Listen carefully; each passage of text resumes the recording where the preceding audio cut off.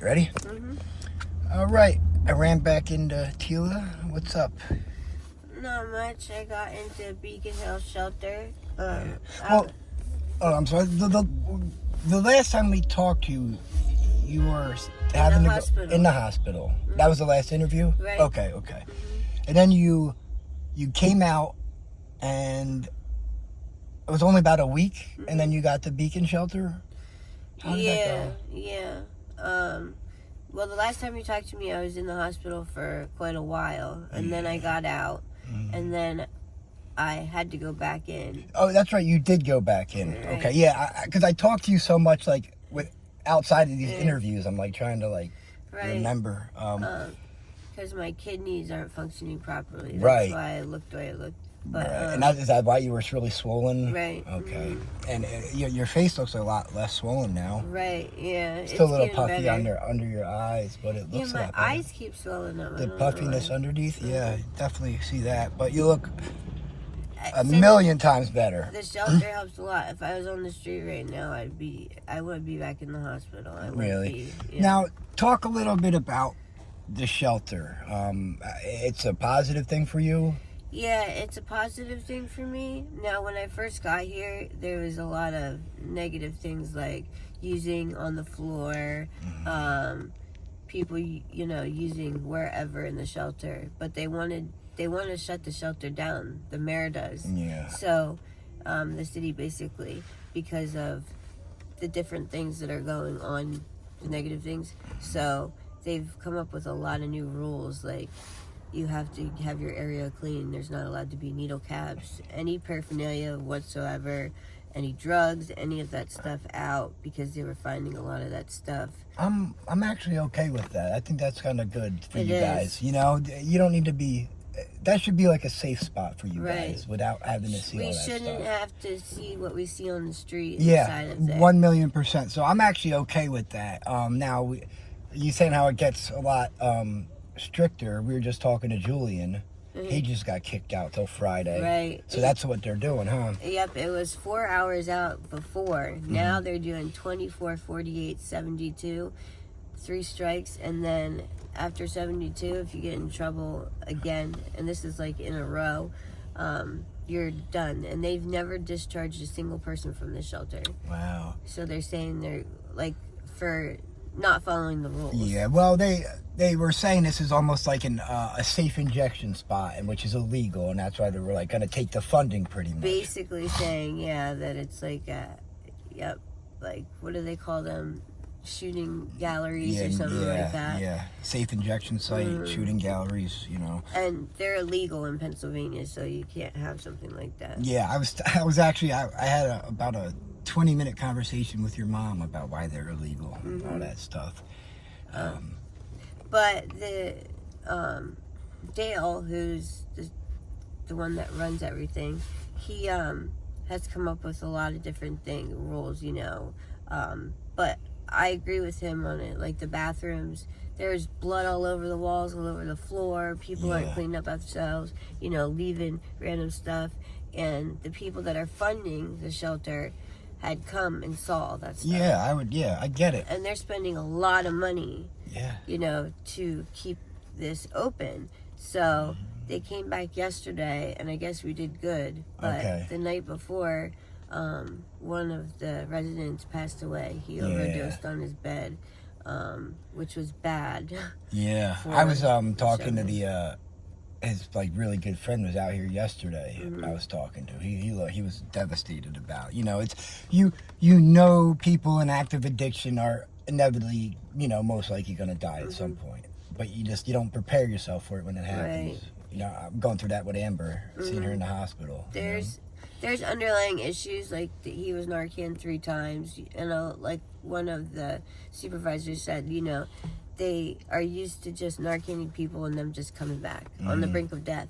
And he, didn't do that. He was black, so he didn't turn purple like a white person would. Right. But he... so he was just laying on his bed. People probably might have just thought he was sleeping. Lay on his bed, shot up, and...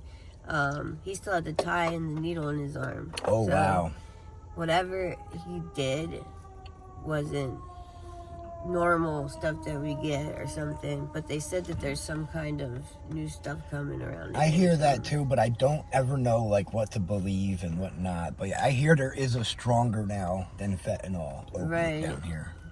But that's why I said they need to find out what it was. I said the supervisors find out what kind of the stamp or something so that they can warn people about it, because we don't need a whole bunch of people passing away. No, like you said, and like it should be your safe spot, your house. You know, they're nice enough to let you come and go, so you guys can leave to get high. That's my.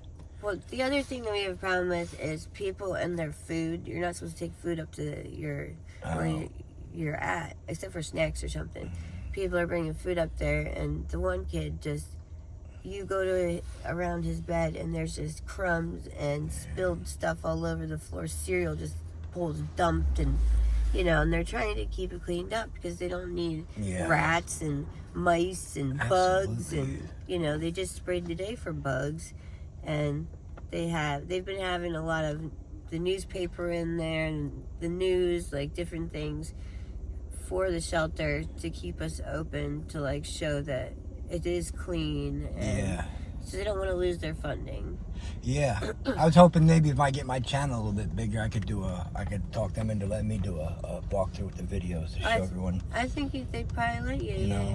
Just to be a good positive thing. Because then I'm an ally to you guys down here. Like I want to show the good stuff too. Right. That's this to me, Beacon Shelter is awesome. Well, just information about it. You can go to Prevention Point and apply for it. For you talking about for the bed and Beacon, right? Okay. Or Outreach, you can call Outreach and they'll help you get in. Now when you get in, they provide breakfast, lunch, and dinner, and you have your own bed. A locker to keep your stuff locked up in. That's important. Do you need a locker? A lock, I mean? I have a lock. You do have a lock? Now, okay. They provide a lock if you ask Naomi. She's the manager. Okay. What is it, one of those key locks? Or is it a key combination? I used to always forget the combination. You can put whatever lock. It's actually like a school locker. A high school locker. Oh, okay. They are adding more beds next month, they said. Okay, some more people. Houses 60 right now, and I guess they're adding more beds because of it. Code Blue and it being. Yeah. Now they have laundry services here. Yep, they provide the laundry soap, dryer sheets. They have laundry, showers, bathrooms, TV. They have Netflix to Hulu to whatever you can think of. And they do have like some good meals here too, like I heard Friday they do pizza a lot of the time. Yeah, every Friday's pizza. Dale will do like lunch sometimes where he gets cheesesteaks, wings, pizza, and they take suggestions of what you want too. Oh, wow. Like they'll get people stuff that they ask for. They give soda. There's always coffee. It's. And do they help you, or there's people in there that can help you with housing and stuff like that, right. Permanent housing? Now what happens is you have a case manager and they fill out your housing, like your homeless, I forget what the thing's actually called. It's like a housing application or something. Okay. And they help you get into housing. Like it could be a single room to an apartment that's fully paid for. But you have to have an income.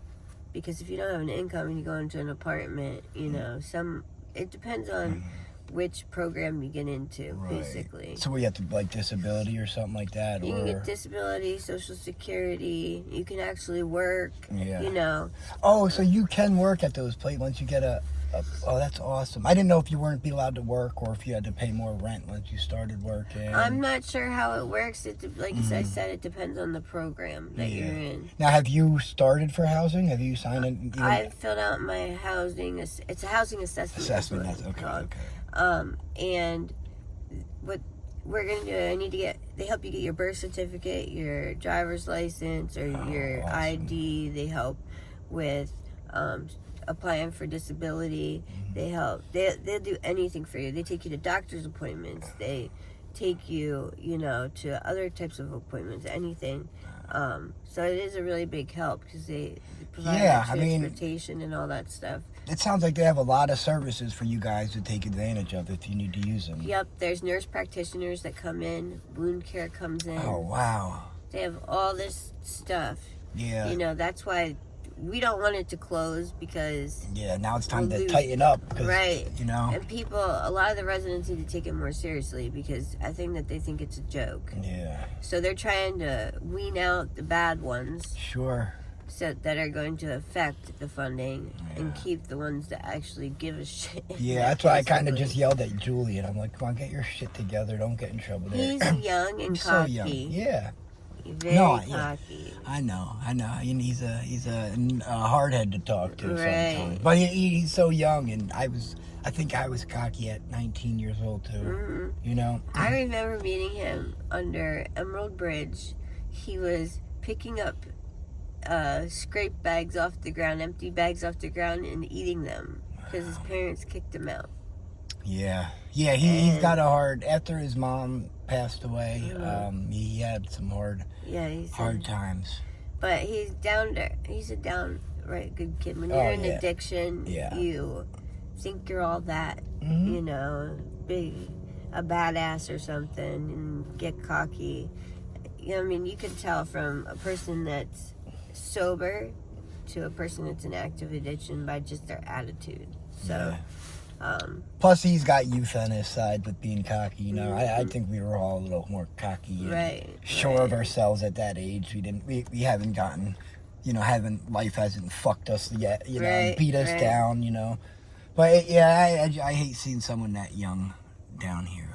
Right. There's the crazy thing is a lot of people are popping up that I've never seen before. And like new people. Yeah. Right. Now. I forgot. I was talking to Gabby. You know Gabby, right? Mm-hmm. And we were talking. She's like, you know what, Jeff? She's like, I just looked up one day, and everyone that I know down here just is gone. Everyone they disappear. Like, she's like, everyone that I came around with down here, they're all dead or gone. She's like, I'm one of the only ones left that I used to know when I was first down here. You notice that a lot too? A lot of new people? Yeah, or they'll be gone because they went to rehab, and then they'll pop back up.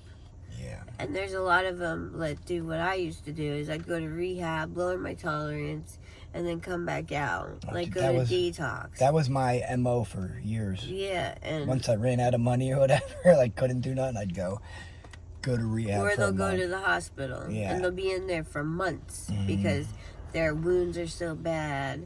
Yeah. You'll see a lot of these people that one minute they'll have this really swollen hand, next minute you see them, their whole arm's gone. Yeah.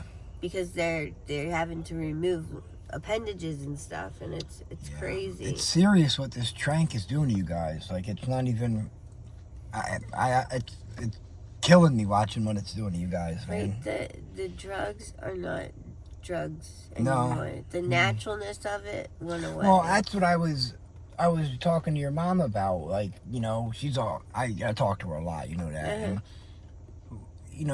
she's like, well, what solutions are there? I'm like, I was like, people aren't going to stop getting high. I was like, the only thing I think is to get a safe supply of real drugs, like legalized drugs, safe supply like they do everywhere else. Cause I was talking to a nurse at the hospital. They said what they need to do is open up part of the hospital and let the nursing staff and people like that inject the drugs. Safe injection sites, into the addicts. 100%. Because it's a disease. It's not. Do you know there was one almost opened up in South Philly a couple years ago? Right. And then it was a group of 10 to 15 rich suburban women from Western Pennsylvania that started raising shit and flipped out, and that's how it got blocked from opening. Of course, it's the rich, snotty bastards that think that. They think Kensington's bad now. Like I said, they had Kensington contained. Yeah. Now the mayor is just pushing all the drug dealers and all the addicts past Lehigh and Tioga and spreading it into family districts, family areas, instead of keeping it contained in the center part of the city. spent 40 years getting the drug dealers out of the Badlands up that way a little bit. Well, guess what? into They're here. back. And now they're going back up there now, huh? They're back. Jesus. All over. Yeah. You can go into you can go into Center City and buy drugs. Yeah. Well, I'm saying like up here. Yeah, but they're like, all over. So now I even hear them yelling out again when I'm driving. I didn't hear that when I first started. Oh this yeah, again, they're but now all it's, over. It's back Up Lehigh, they're all over up there, blocks and blocks and blocks. You go past Front Street, you go past, down further. I don't even know what all the streets are up there. 2nd Street. They're all over the place. So did you? Just to change the subject real quick before we get going. Did you get your medicine back or anything with the? How's that going? No. So tell them what happened. It was. I got out of the hospital.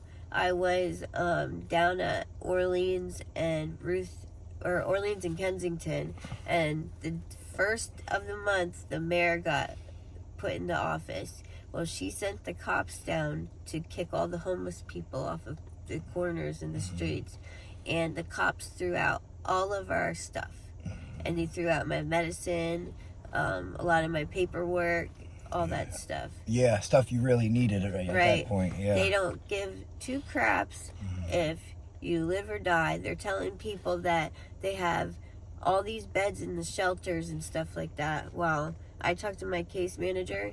He looked it up for me. There's only a couple hundred beds. Yeah. He said there was 2 available. Jeez. And they're telling people. So now they're sending them to F and Allegheny, saying go there. There's nothing there. Yeah, what's up at F and Allegheny? Nothing. There's nothing there. There's that impact place up there or something. But it's no beds or nothing. No, there's nothing there. Then they say, go to Allegheny this. You're not allowed to have tents. They have all these rules, and they say shopping carts, which have been around here for eons. Dude. That they're saying that if you get caught with a shopping cart, it's a theft charge. It's so crazy you just said that. I was down with Stacy and Ryan down at Orleans. And he got in trouble for pushing a shopping cart with wood, and he was going to sell the wood. He was collecting crates, and he almost went to jail for having a shopping cart. Yep, they're saying it's legal. And the shopping carts are so old. Some of them are one of them's from this store down here, Cousins Market, which hasn't been open in like 8 years, 10 years. Yep. I saw the one cart from that. They said that if you get caught with a shopping cart, they're having you arrested. Wow. Oh, now these are the rules. You can't inject on the street.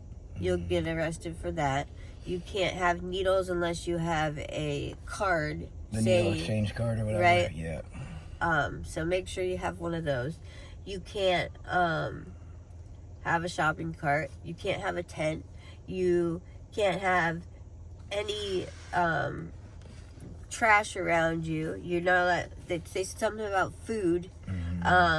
All this stuff. Now, it does get out of hand. Some people are really sloppy, and there's people that hoard random crap. Yeah, there's a couple people that I have some weird ass shit. Yeah. Wires and parts of cars and like the one guy was talking, he had a clock that hasn't worked in about 5 years, and he was like carrying it around. So it was like a clock you hang on a wall.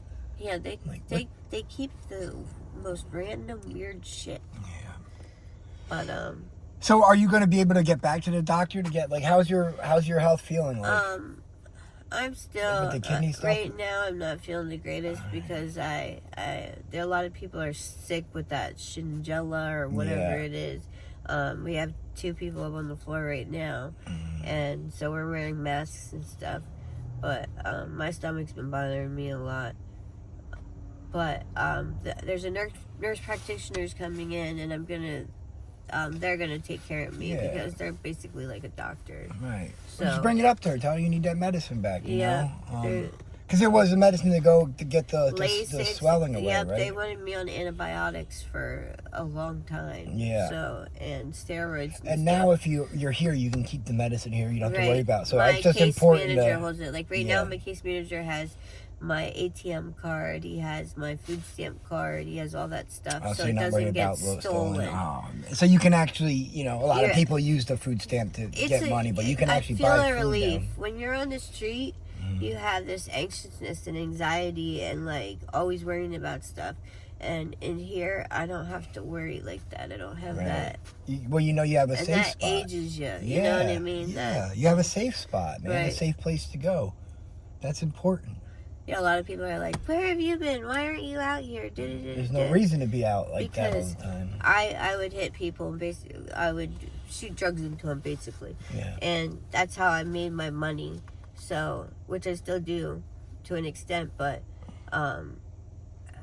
they don't see me out on the street doing that, and it's not safe to do it anyways. They're locking up people for hitting people. They're locking up both of you, you know, and so you have to be on alert, watching for the cops 24/7, making sure that you're not being seen and stuff like that. So, and it's just probably a lot less stressful not being in that craziness all the time. And I kind of stick to myself. I have a few people I talk to, but how's Penny doing? I don't see Penny much. No? No, she's on the second floor. I'm on the first floor. Okay. I'm in medical. They call it the medical floor. Okay. And she's with all the girls, and then the third floor is all the guys. Oh, okay. All right. Well, I appreciate you taking the time to do this. I gotta bring you. I'm an idiot. I forgot your blanket again. That's okay. I'll get you your blanket down. How's the bedding? Does it work? Did you get it set up? Yep. Comfortable? Yeah. Nice. I didn't know which kind of. I get those t-shirt sheets. It's soft. The soft ones. That's the ones I like. I like it. Yeah, All right, it's good. soft. All right. Take it easy, Tila. You Talk to too. you soon.